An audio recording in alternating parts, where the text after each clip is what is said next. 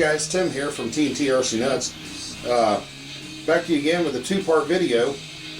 As you know, flying season is coming up, and thought I'd share with you what I do to inspect my aircraft to make sure it's a safe flying season. Part A of this video is going to cover aircraft, and Part B is going to cover helicopters. So let's get right down to it, and I'll show you what I do. Before each flying season, I like to go over my aircraft and make sure everything looks good and is in good condition for flying. What I do is what I call the front to back, left to right, top to bottom method. Front to back, you want to start off with your spinner. You want to look around your spinner and make sure there's no chips, cracks, or anything in your spinner. If it's okay, you want to take your spinner off and inspect your prop. You just want to do the same thing with your prop. You want to look for any kind of chipping, cracking, or anything. If you're in doubt, go ahead and change the prop because you don't want it to mess up in flight and break, which I've had happen before, and it can shake the plane, pretty violently, which can cause damage, or the ultimate a crash. But once that's done, you got a new prop installed. Then you want to look over your motor. You want to make sure all your nuts and bolts on your muffler, your carburetor seat is tight, and then you want to go to your motor mount and firewall. What I do to check that without having to disassemble everything is I grab a hold, I move left to right, try to give it some force, and also go up to down giving it some force.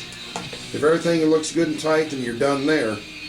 Make sure your muffler is tight because you don't want that coming off. And then you want to step down to the next part of the airplane, which is, like I said, front to back. I'm going to turn the airplane over. I'm going to look at the landing gear. Now, the landing gear you may not think is a lot of important things, but wheels do come off in flight and these bolts do loosen up. So you want to make sure your bolts are tight. You want to make sure your collars are tight to hold your wheels on. And you want to make sure you got good free spin on your wheels also.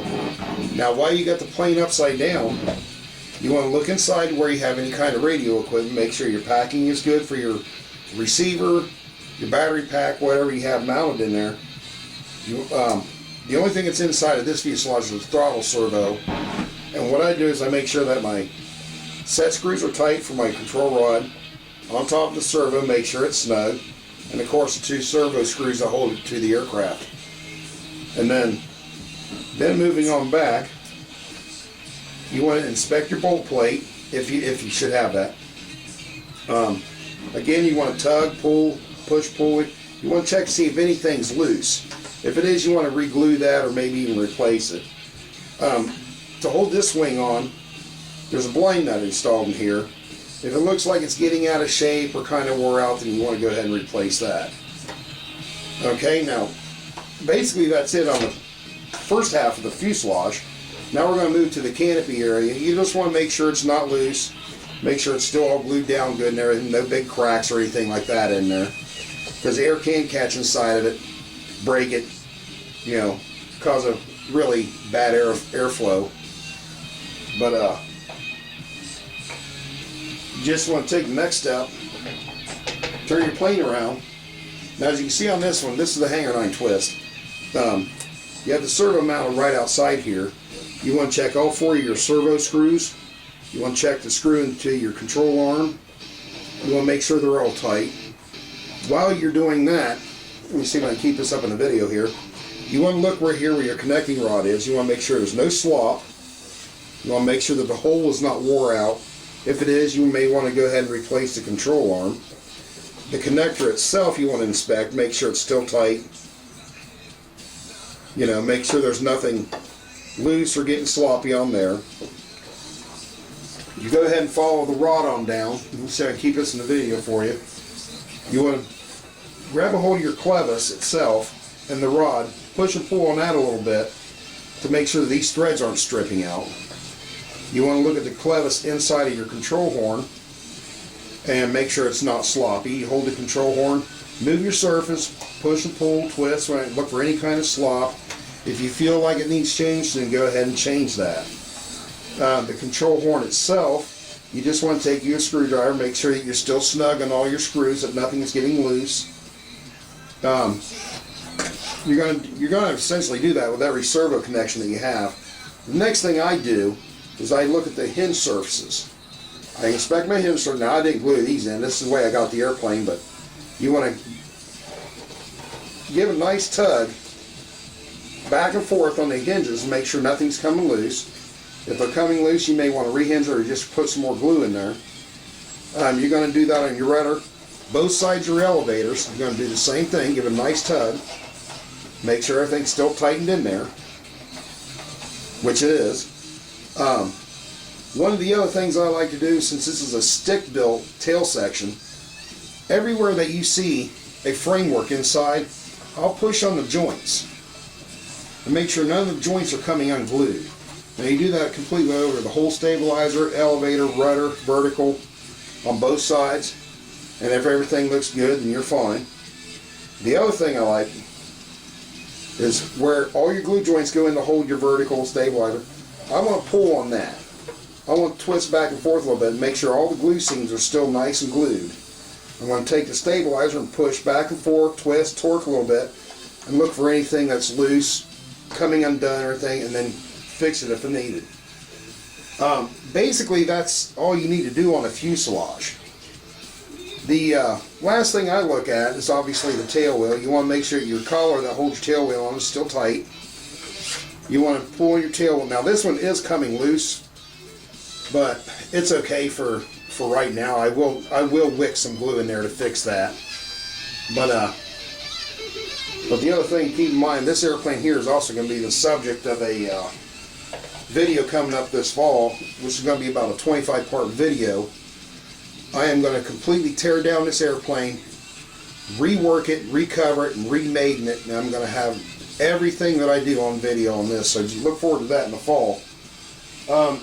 If I can get my other lovely here to hand me the wing, I'll show you what you look for there. Let me slide this off to the side. Now, even though it seems like kind of a redundant thing to do all the time, but it's something, it keeps your plane in flying condition. But now you're down to the wing, you're going to do the same thing. You're going to tug on the surfaces. You're going to look for any loose hinging or anything. Not only one side, but you're going to do both sides, obviously. Everything looks good. Again, with these ailerons, we have a stick build, so you want to inspect your joints. See if anything's coming loose, unglued. And if it is, you're going to have to fix that, obviously. Now you're going to get down to the servo, and the same thing on the servo. You're going to look right here inside the control arm. Make sure there's no slop in the hole. Make sure the connectors are tight. Inspect your control horn. Make sure there's no slop in where your control horn is connected to your clevis. Now this one does have a keeper on it. Now the other one doesn't have a keeper, I knew that, but I'm going to have to put one on there. And again, you're going to take a screwdriver, check the control horn, make sure everything's still snug down, check your 4 servo screws. Now basically, in just a few minutes time, we've covered everything you need to know to inspect your aircraft. But there's one thing left, and the other thing you have to inspect is your covering. What you want to look for is no tears, edges lifting up, anything like that. Now this plane does have issues with edges. It's an ARF kit. I didn't iron it on, so you know, I kind of expect that it's going to have some work done to it. But the other thing you need to inspect is pull your wing bolts if you have them. Make sure that the threads look good. Make sure they seat nicely into where they bolt to your fuselage. If you have any doubts, like I said, just change the wing bolts out. It's little things like this that's going to keep your airplane in good condition and keep you from having a catastrophic crash or even just basic failures in the air that keeps you from having a good day at the field. For the few minutes it takes to inspect an aircraft over, it's well worth its weight in gold. But the covering, you know, like I said, if you have issues, you know, you either like seal the edges back off or whatever you have to do, patch holes, and that'll take care of the airplane in just a few minutes time. Now, like myself, I own numerous aircraft, and my wife does too, and this is a thing that we do on a normal basis. So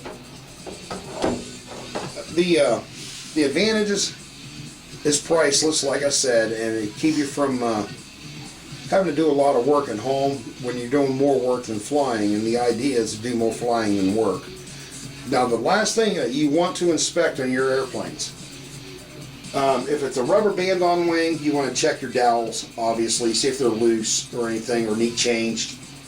I'm not going to bolt the wing on for this part of it, but the last thing you do on it is you bolt the wing to the airplane, and you shift the wing by holding the fuselage and make sure there's no slop, everything.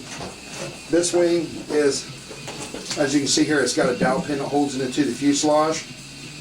You want to make sure that's glued securely, which this one did come loose last year, and I couldn't figure out where my trim problem was coming from. And a friend of mine just happened to grab that dowel when it came out. So that had to be glued back in, and that solved the issue. One of the other things I forgot to mention, if I can get her to grab that, is a lot of your fuselages you'll be able to see. Let me see if I can get the camera and go up in here. But right up in here you're able to see where your fuel tank is. You want to look up in there and see if you have any kind of leakage, or if it looks like it's getting wet or discolored. If you're using a green fuel or a pink fuel, I use exclusively Morgan fuels. So a Super Tiger, I'd love to run the green in, which is the cool power. If I see any kind of green starting to show up in here, then I may have a fuel leak. So you may want to pull your fuel tank, inspect your fuel lines, check your tank over for leaks, cracks, whatever. Now, one of the things you can do inside the model to see if your tank is good is, let me get this fuel line off here, is pull your fuel lines off your muffler and your carburetor, just like that. Now what you want to do is pinch the carburetor line, blow into the exhaust line as hard as you can, pinch them off, and count to about 10 count and see if it releases pressure. Now in this case it did not.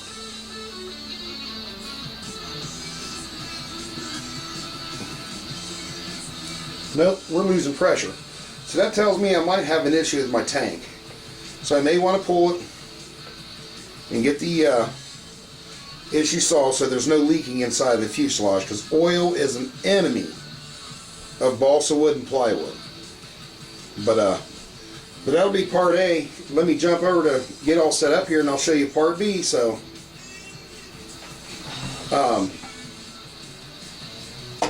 that'll get you covered in airplanes. Now let's get you covered on helicopters. Be right back.